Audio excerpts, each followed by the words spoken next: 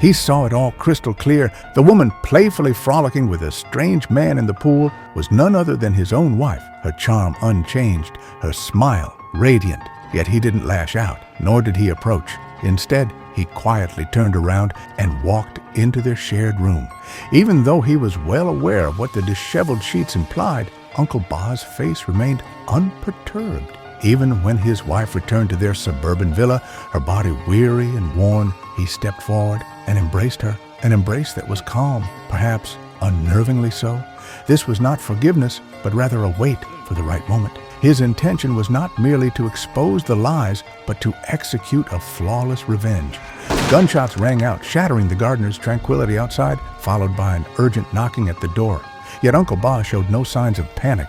Instead, he deliberately fired several shots towards the window, driving back the crowd outside. He moved his wife's corpse aside, picked up the scattered eggshells from the floor, and rearranged the scene. He removed his shirt, potentially stained with blood, and tossed it into the fireplace to burn, then repeatedly washed his hands with hot water to eliminate any traces of gunpowder. Every detail was handled with meticulous precision, his movements methodical, his demeanor as calm as ever, as if this entire ordeal was nothing more than a well-rehearsed performance. Soon, the police surrounded the villa. The lead detective, Jack, entered the scene, unaware that he had stepped into his lover's abode.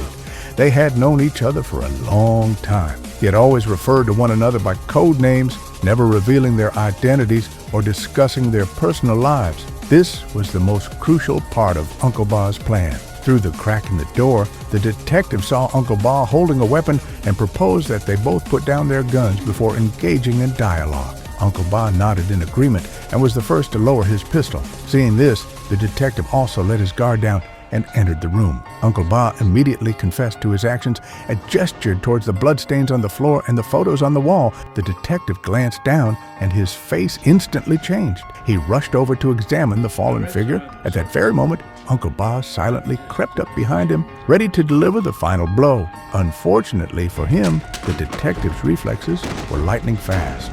He swiftly grabbed the gun and tackled Uncle Ba to the ground. The police swarmed in. Quickly taking control of the situation, they discovered that the woman on the floor still had a faint pulse. They immediately placed an oxygen mask on her and rushed her to the hospital in an ambulance. The detective remained in a state of shock, still reeling from the chaos. Meanwhile, as Uncle Ba was escorted into the police car, a faint smile played on his lips. His eyes gleamed with a determined composure, as if this act of revenge had only just begun.